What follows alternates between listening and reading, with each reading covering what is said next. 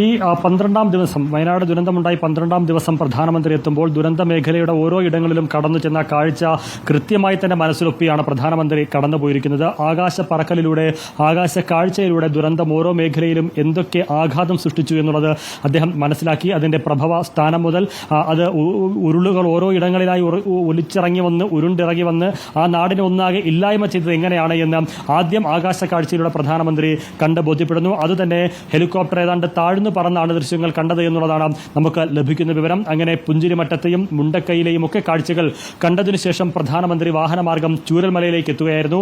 ചൂരൽമലയിൽ എത്തിയതിനു ശേഷം അവിടെ നിന്ന് നടന്നു പോകാവുന്ന ദൂരത്തിലുള്ള വെള്ളാർമല സ്കൂളിന്റെ പിൻഭാഗത്ത് അവിടെ ഏറ്റവും കൂടുതൽ നാശം വിതച്ച ഒരിടം കൂടിയാണ്. സ്കൂളുകൾ തകർന്ന ഇടം, കെട്ടിടങ്ങൾ തകർന്ന ഇടം, വീടുകൾ തകർന്ന ഇടം എന്ന് മാത്രമല്ല ഒരു പാറക്കോറിക്കു സമാനമായി ഭീമാകാരന്മാരായ പാറകൾ വന്ന് അടിഞ്ഞിട്ടുള്ള ഒരു സ്ഥലം, നിരവധി വാഹനങ്ങൾ തകർന്നു പോയ ഒരു സ്ഥലം. അങ്ങനെ ദുരന്തത്തിന്റെ ഒരു യഥാർത്ഥ ശേഷിപ്പും ബാക്കി പത്രവും എന്താണ് എന്ന് അവിടെ പ്രകൃതി ഒരുക്കി വെച്ചിരിക്കുന്ന ആ കാഴ്ച കൂടി, പ്രകൃതി ബാക്കിയാക്കിയ ആ കാഴ്ച കൂടി പ്രധാനമന്ത്രി കാണുകയും ചെയ്തു. അങ്ങനെ കാഴ്ചകൾ കണ്ടതിനു ശേഷം പിന്നീട് അദ്ദേഹം അനുഭവങ്ങൾ അറിയുന്നതിലേക്കാണ് പോയത്.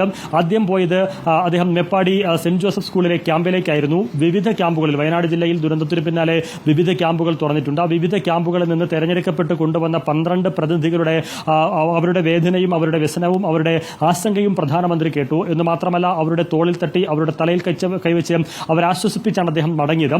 പിന്നീട് ഡോക്ടർ മൂപ്പൻസ് മെഡിക്കൽ കോളേജിലേക്ക് പോയി അവിടെ തീർച്ചയായും അല്ലമീൻ, നമുക്ക് ഓരോ ഇടങ്ങളിൽ നിന്നുമുള്ള വിവരങ്ങളിലേക്കാണ് പോകേണ്ടത്. അല്ലമീൻ, മറ്റ് പ്രതിനിധികൾ നമുക്കൊപ്പമുണ്ട്, നമുക്ക് അവരിലേക്ക് കൂടി പോകാം. സാനിയോ മനോമി നമുക്കൊപ്പമുണ്ട്, ദീപക് മോഹനും അർജുൻ കല്യാണും സിനോജ് തോമസും ഉണ്ട്. സാനിയോ, ഇന്ന് പുഞ്ചിരിമട്ട മുതൽ താഴേക്കുള്ള പ്രദേശങ്ങളിലെ വ്യോമ നിരീക്ഷണം പൂർത്തിയാക്കിയതിനെക്കുറിച്ച് അല്ലമീൻ പറഞ്ഞു. അതിൽ കണ്ടറിയുന്ന ദൃശ്യങ്ങൾ ഒപ്പം ചീഫ് സെക്രട്ടറി വിവരിച്ചു നൽകുന്നത് മുഖ്യമന്ത്രിയും പ്രധാനമന്ത്രിയും ഒരേ ജാലക കാഴ്ചയിലൂടെ കാണുകയാണ്. ഹെലികോപ്റ്ററിൽ ഇരുന്നു കൊണ്ട് ഈ ദുരന്തം എങ്ങനെയാണ് വയനാടിനെ മുറിവേൽപ്പിച്ചതെന്ന്.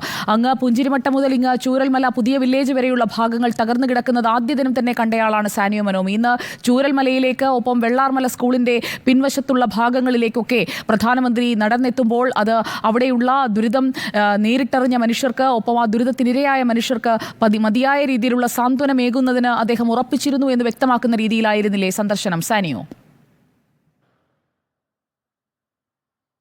അതെ സുജയ, മുറിവേറ്റ് പിടയുകയാണ് വയനാട്. ആ പിടയുന്ന വയനാടിനെ ചേർത്ത് പിടിച്ചുകൊണ്ടാണ് പ്രധാനമന്ത്രി 12-ാം നാൾ വയനാട്ടിലേക്ക് എത്തുന്നത് എന്നത് വലിയ സാന്ത്വനവും വലിയ പ്രതീക്ഷയും നൽകുന്ന ഒരു കാര്യം തന്നെയാണ്.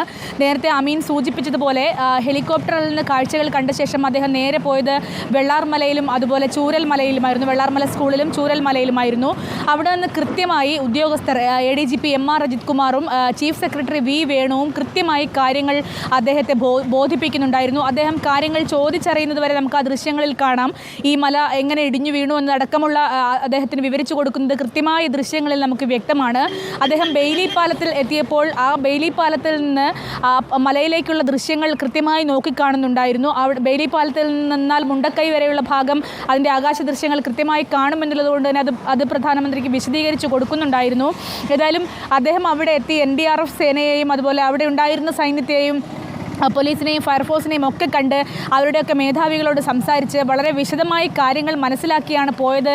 മാത്രവുമല്ല വെള്ളാർമല സ്കൂളിൽ അദ്ദേഹം എത്തിയപ്പോൾ ആ സ്കൂളിൽ പഠിച്ചിരുന്ന കുഞ്ഞുങ്ങളുടെ ഒരു അവസ്ഥയെക്കുറിച്ച് അദ്ദേഹം വ്യാകുലപ്പെട്ടു എന്നുള്ളതാണ്. അതായത് ഈ കുഞ്ഞുങ്ങളെ ഇനി എവിടെ പഠിക്കും, അല്ലെങ്കിൽ ഈ കുഞ്ഞുങ്ങൾ മുഴുവൻ ജീവിച്ചിരിപ്പുണ്ടോ, അവരുടെ മാനസികാവസ്ഥ എന്താണ് എന്നൊക്കെ പ്രധാനമന്ത്രി ചോദിച്ചറിഞ്ഞു എന്നാണ് നമ്മൾക്ക് മനസ്സിലാക്കാൻ കഴിയുന്നത്. അതുകൊണ്ട് തന്നെ ആയിരിക്കണം അദ്ദേഹം കളക്ട്രേറ്റിൽ വെച്ച് കുഞ്ഞുങ്ങൾക്ക് പ്രധാനപ്പെട്ട ഒരു പ്രത്യേകമായ ഒരു പദ്ധതി പ്രഖ്യാപിക്കാനുള്ള ഒരു സാഹചര്യം ഉണ്ടായത്.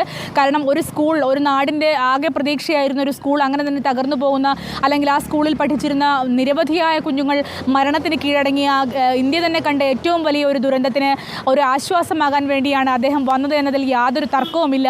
ആ സ്കൂൾ നമ്മളെയൊക്കെ നൊമ്പരപ്പെടുത്തിയതുപോലെ പ്രധാനമന്ത്രിയെയും നൊമ്പരപ്പെടുത്തിയിട്ടുണ്ട് എന്നുള്ള കാര്യത്തിലും തർക്കമില്ല.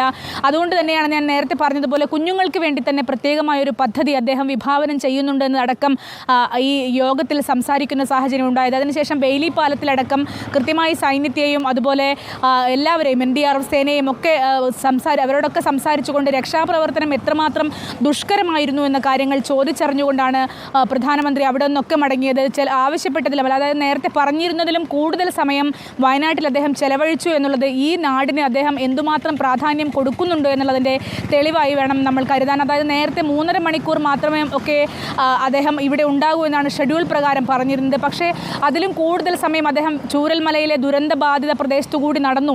അതായത് ആ മണലും വലിയ കല്ലുകളും വന്ന് വീണ് നമ്മളടക്കം നടക്കാൻ ബുദ്ധിമുട്ടിയ പ്രദേശത്തോടു കൂടി അദ്ദേഹം നടന്നു പോവുകയായിരുന്നു. ADGP MR അജിത് കുമാർ കാര്യങ്ങൾ വിശദീകരിച്ചു കൊടുക്കുന്നുണ്ടായിരുന്നു.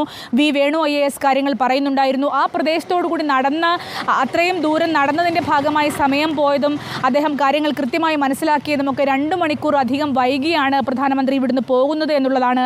അത് അദ്ദേഹം, അതായത് കേന്ദ്രവും പ്രധാനമന്ത്രിയും ഒക്കെ കേരളത്തിനും ഈ വയനാട്ടിലെ ഈ മഹാദുരന്തത്തിനും എന്തുമാത്രം പ്രസക്തി കൊടുക്കുന്നു എന്നതിൻ്റെ ഏറ്റവും വലിയ ഉദാഹരണങ്ങളായി വേണം നാം കരുതാൻ. സുജയ.